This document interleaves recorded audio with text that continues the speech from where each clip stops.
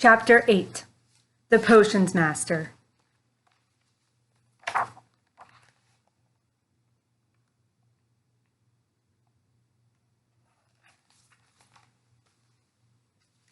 There, look.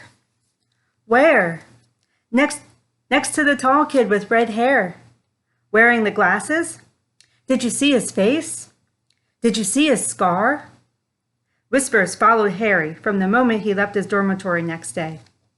People queuing outside classrooms stood on tiptoe to get a good look at him, or doubled back to pass him in the corridors again, staring. Harry wished they wouldn't, because he was trying to concentrate on finding his way to classes. There were 142 staircases at Hogwarts, wide, sweeping ones, narrow, rickety ones, some that led somewhere different on a Friday, some with a vanishing step halfway up that you had to remember to jump. Then there were doors that wouldn't open unless you asked politely, or tickled them in exactly the right place. And doors that weren't really doors at all, but solid walls, just pretending. It was also very hard to remember where anything was, because it all seemed to move around a lot. The people in the portraits kept going to visit each other, and Harry was sure the coats of armor could walk. The ghosts didn't help either. It was always a nasty shock when one of them glided suddenly through a door you were trying to open. Nearly Headless Nick was always happy to point new Gryffindors in the right direction, but Peeves the Poltergeist was worth 2 locked doors and a trick staircase if you met him when you were late for class. He would drop wastepaper baskets on your head, pull rugs from under your feet, pelt you with bits of chalk, or sneak up behind you, invisible, grab your nose and screech, "Gotcha, conk!" Even worse than Peeves, if that was possible, was the caretaker, Argus Filch. Harry and Ron managed to get on the wrong side of him on their very first morning. Filch found them trying to force their way through a door, which unluckily turned out to be the entrance to the out-of-bounds corridor on the 3rd floor. He wouldn't believe they were lost, was sure they were trying to break into it on purpose, and was threatening to lock them in the dungeons when they were rescued by Professor Quirrell, who was passing. Filch owned a cat called Mrs. Norris, a scrawny, dust-colored creature with bulging lamp-like eyes, just like Filch's. She patrolled the corridors alone. Break a rule in front of her, put just one toe out of line, and she'd whisk off for Filch, who'd appear wheezing 2 seconds later. Filch knew the secret passageways of the school better than anyone, except perhaps the Weasley twins, and could pop up as suddenly as any of the ghosts. The students all hated him, and it was the dearest ambition of many to give Mrs. Norris a good kick. And then once you had managed to find them, there were the lessons themselves. There was a lot more to magic, as Harry quickly found out, than waving your wand and saying a few funny words. They had to study the night skies through their telescopes every Wednesday at midnight, and learn the names of different stars and the movements of the planets. 3 times a week they went out to the greenhouses behind the castle to study herbology, with a dumpy little witch called Professor Sprout, where they learned how to take care of all the strange plants and fungi and found out what they were used for.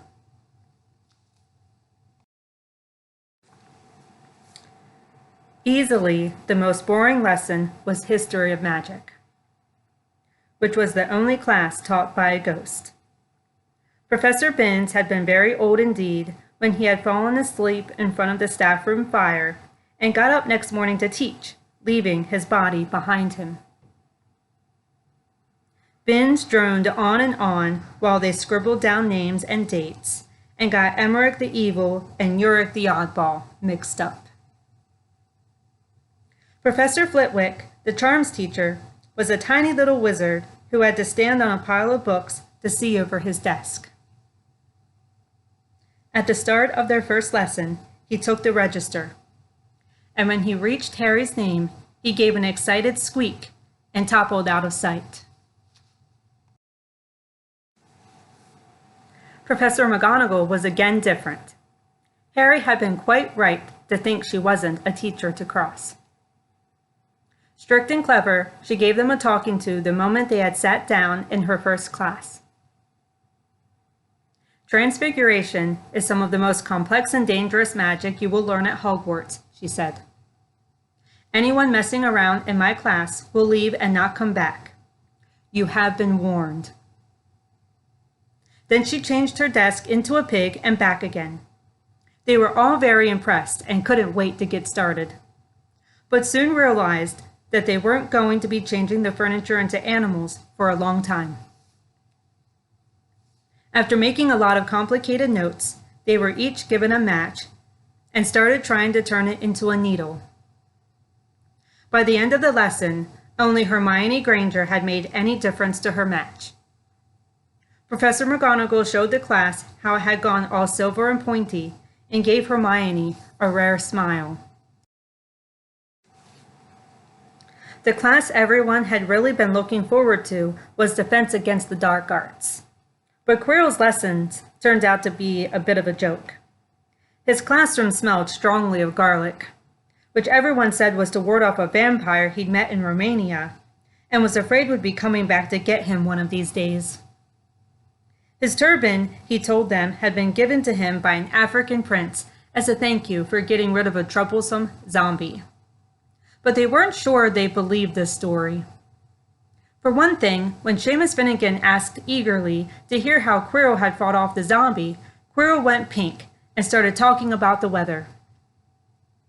For another, they had noticed that a funny smell hung around the turban, and the Weasley twins insisted that it was stuffed full of garlic as well, so that Quirrell was protected wherever he went. Harry was very relieved to find out that he wasn't miles behind everyone else. Lots of people had come from Muggle families, and like him, hadn't had any idea that they were witches and wizards. There was so much to learn that even people like Ron didn't have much of a head start. Friday was an important day for Harry and Ron. They finally managed to find their way down to the Great Hall for breakfast without getting lost once.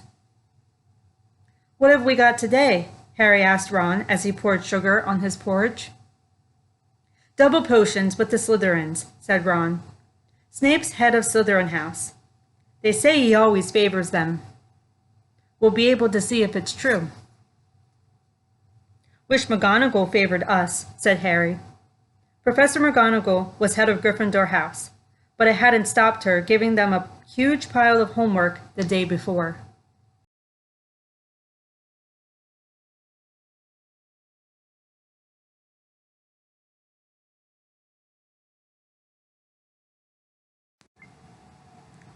Just then, the post arrived. Harry had gotten used to this by now, but it had given him a bit of a shock on the first morning when about 100 owls had suddenly streamed into the great hall during breakfast, circling the tables until they saw their owners and dropping letters and packages onto their laps. Hedwig hadn't brought Harry anything so far. She sometimes flew in to nibble his ear and have a bit of toast before going off to sleep in the owlery with the other school owls. This morning, however, she fluttered down between the marmalade and the sugar bowl and dropped a note onto Harry's plate. Harry tore it open at once. "Dear Harry," it said in a very untidy scrawl, "I know you get Friday afternoons off, so would you like to come and have a cup of tea with me around 3? I want to hear all about your first week. Send us an answer back with Hedwig. Hagrid." Harry borrowed Ron's quill, scribbled "Yes, please, see you later" on the back of the note, and sent Hedwig off again. It was lucky that Harry had tea with Hagrid to look forward to, because the potions lesson turned out to be the worst thing that had happened to him so far. At the start of term banquet, Harry had got the idea that Professor Snape disliked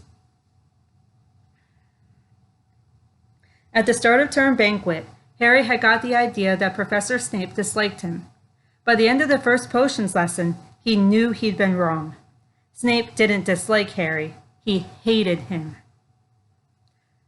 Potions lessons took place down in one of the dungeons. It was colder here than up in the main castle, and would have been quite creepy enough without the pickled animals floating in glass jars all around the walls. Snape, like Flitwick, started the class by taking the register, and like Flitwick, he paused at Harry's name.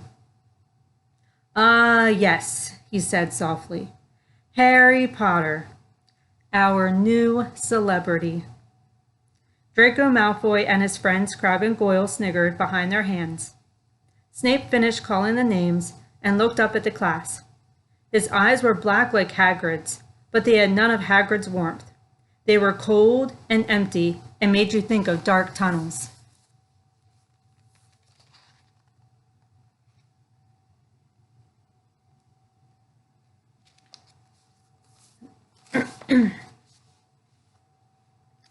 "You are here to learn the subtle science and exact art of potion making," he began.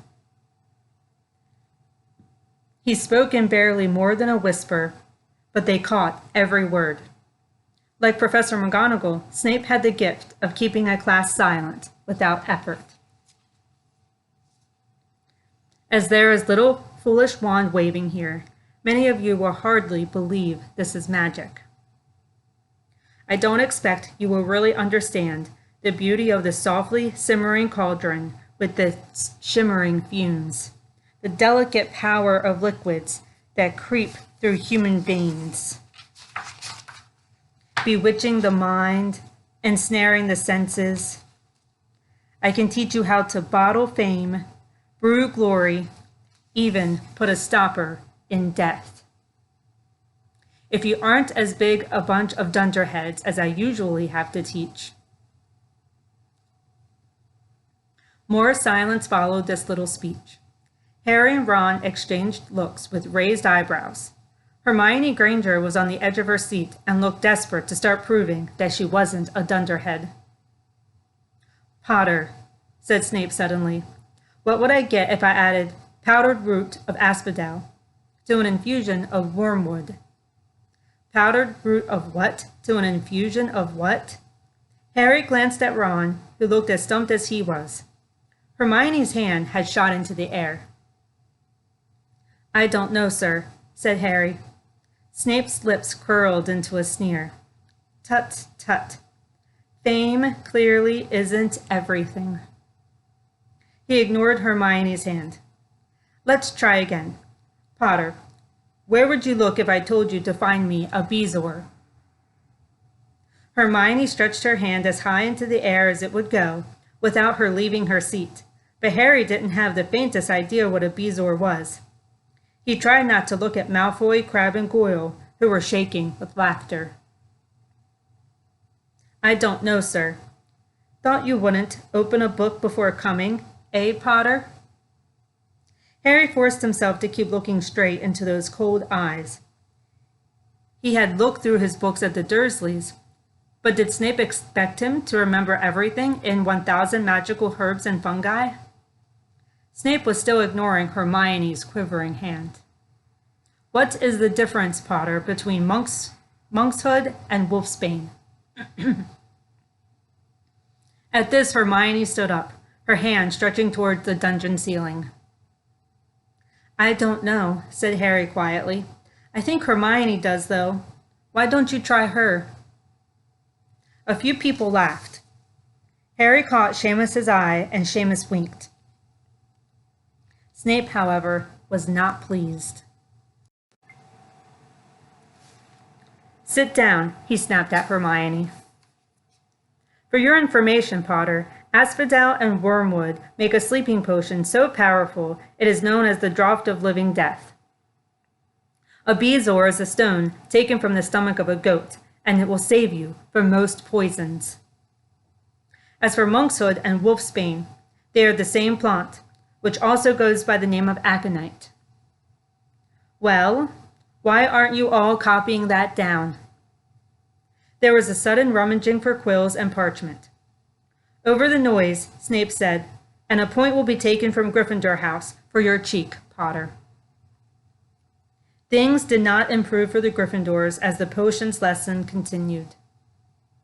Snape put them all into pairs and set them to mixing up a simple potion to cure boils. He swept around in his long black cloak, watching them weigh dried nettles and crushed snake fangs, criticizing almost everyone except Malfoy, whom he seemed to like. He was just telling everyone to look at the perfect way Malfoy had stewed his horned slugs when clouds of acid green smoke and a loud hissing filled the dungeon. Neville had somehow managed to melt Seamus's cauldron into a twisted blob, and their potion was seeping across the stone floor, burning holes in people's shoes. Within seconds, the whole class were standing on their stools, while Neville, who had been drenched in the potion when the cauldron collapsed, moaned in pain as angry red boils sprang up all over his arms and legs. "Idiot boy," snarled Snape, clearing the spilled potion away with one wave of his wand. "I suppose you added the porcupine quills before taking the cauldron off the fire?" Neville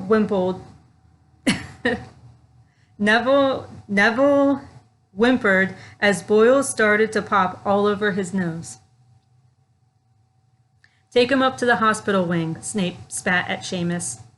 Then he rounded on Harry and Ron, who had been working next to Neville. "You, Potter, why didn't you tell him not to add the quills? Thought he'd make you look good if he got it wrong, did you? That's another point you've lost for Gryffindor." This was so unfair that Harry opened his mouth to argue, but Ron kicked him behind their cauldron. "Don't push it," he muttered. "I've heard Snape can turn very nasty."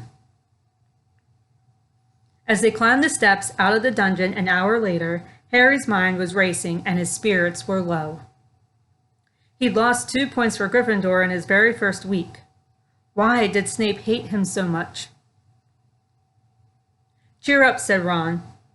"Snape's always taking points off Fred and George. Can I come and meet Hagrid with you?" At 5 to 3, they left the castle and made their way across the grounds.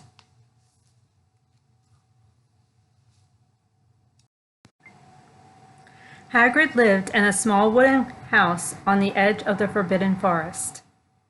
A crossbow and a pair of galoshes were outside the front door. When Harry knocked, they heard a frantic scrabbling from inside and several booming barks. Then Hagrid's voice rang out, saying, "Back, Fang, back." Hagrid's big hairy face appeared in the crack as he pulled the door open. "Hang on," he said. "Back, Fang." He let them in, struggling to keep a hold on the collar of an enormous black boarhound. There was only one room inside. Hams and pheasants were hanging from the ceiling, a copper kettle was boiling on the open fire, and in a corner stood a massive bed with a patchwork quilt over it. "Make yourselves at home," said Hagrid, letting go of Fang, who bounded straight at Ron and started licking his ears.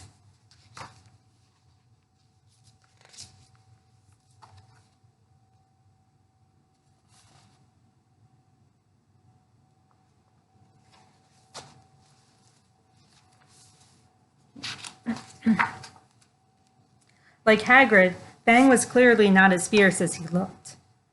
"This is Ron," Harry told Hagrid, who was pouring boiling water into a large teapot and putting rock cakes onto a plate. "Another Weasley, eh?" said Hagrid, glancing at Ron's freckles. "I spent half me life chasing your twin brothers away from the forest." The rock cakes almost broke their teeth. But Harry and Ron pretended to be enjoying them as they told Hagrid all about their first lessons. Fang rested his head on Harry's knee and drooled all over his robes. Harry and Ron were delighted to hear Hagrid call Filch that old git. "And as for that cat, Mrs. Norris, I'd like to introduce her to Fang sometime. Do you know, every time I go up to the school, she follows me everywhere. Can't get rid of her. Filch pricks her up to it." Harry told Hagrid about Snape's lesson. Hagrid, like Ron, told Harry not to worry about it, that Snape liked hardly any of the students. But he seemed to really hate me. Rubbish, said Hagrid. Why should he? Yet Harry couldn't help thinking that Hagrid didn't quite meet his eyes when he said that. How's your brother Charlie? Hagrid asked Ron. I liked him a lot. Great with animals. Harry wondered if Hagrid had changed the subject on purpose. While Ron told Hagrid all about Charlie's work with dragons, Harry picked up a piece of paper that was lying on the table under the tea cozy. It was a cutting from the Daily Prophet. Gringotts break-in latest. Investigations continue into the break-in at Gringotts on the 31st of July, widely believed to be the work of dark wizards or witches unknown. Gringotts goblins today insisted that nothing had been taken. The vault that was searched had in fact been emptied the same day. But we're not telling you what was in there, so keep your noses out if you know what's good for you, said a Gringotts spokesgoblin this afternoon. Harry remembered Ron telling him on the train that someone had tried to rob Gringotts, but Ron hadn't mentioned the date. Hagrid, said Harry, that Gringotts break-in happened on my birthday. It might have been happening while we were there. There was no doubt about it. Hagrid definitely didn't meet Harry's eyes this time. He grunted and offered him another rock cake. Harry read the story again. The vault that was searched had in fact been emptied earlier that same day. Hagrid had emptied Vault 713, if you could call it emptying, taking out that grubby little package. Had that been what the thieves were looking for? Had that been what the thieves were looking for? As Harry and Ron walked back to the castle for dinner, their pockets weighed down with rock cakes. They'd been too polite to refuse. Harry thought that none of the lessons he'd had so far had given him as much to think about as tea with Hagrid. Had Hagrid collected that package just in time? Where was it now? And did Hagrid know something about Snape that he didn't want to tell Harry?